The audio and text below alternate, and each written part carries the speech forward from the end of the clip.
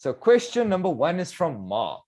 Mark asks, tenant moved in and gets mugged outside and car was broken into within hours. I think we actually did answer something very similar to this a couple of weeks ago. Now he gave CPA notice and will move out on day 2. It's a 11.5-month lease. What is a reasonable cancellation penalty? We will remarket it at the same rent ASAP, of course, to mitigate losses, but it had taken a very long time to find the tenant, so I fear it will be vacant for a long time. The price is not too high. Oh, yay, that's a nice question. I'm so happy I got it. Thank you, Bruno. So section 14 of the CPA, you know I'm going to do that the whole time, right?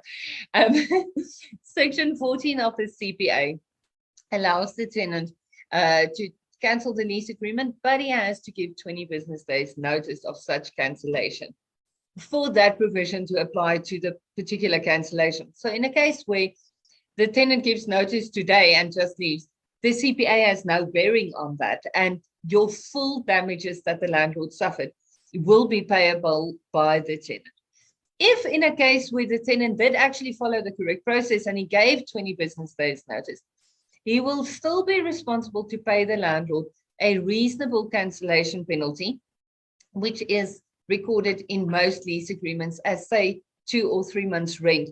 And if the landlord can mitigate damages, so he can place the tenant earlier, then the tenant would not be responsible for the full cancellation penalty, but only for the actual damages that the landlord suffered, and that's in terms of the Conventional Penalties Act. You can't claim a penalty more than what your actual damages would be.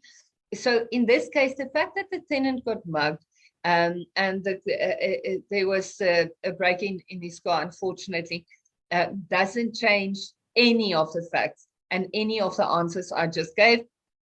It's unfortunate, but the truth is we live in the world, there's crime everywhere, and a landlord is not responsible for a tenant's safety. Obviously, a landlord's responsible to ensure that there's a roof and a door, which should provide that security. But a landlord doesn't have to doesn't have to cater for the tenant's security. So, unfortunately, in a case like this, I can't say what a reasonable cancellation penalty would be. From what I'm reading, the tenant didn't give the 20 business days notice. So it's not a reasonable cancellation penalty referred to in terms of Section 14 that this particular landlord would be able to claim.